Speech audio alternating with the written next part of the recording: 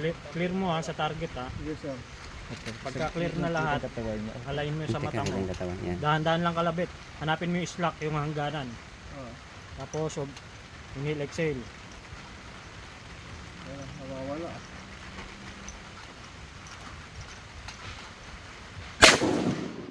Wala. Okay, wag mo nga alisin yung alignment ng mata mo.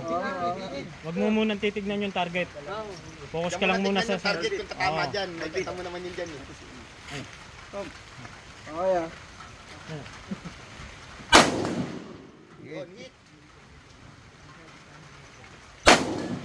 Yun, hapon.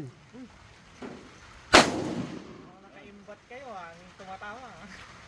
Yun, sige. Maintain mo lang yung align mo. Hapon lang, tumutunog. Talaga pag naka-skip yan. Ayun, no? Rinig na rinig.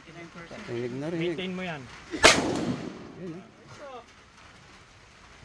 Maganda yung malaki. 200 liters. Oo, po, yung ano. Bulan yan. Yun, sa likod maganda. Tapos maglagay ng ano ba, sandbag tapos tapaan talaga. Ay, open bolt na eh.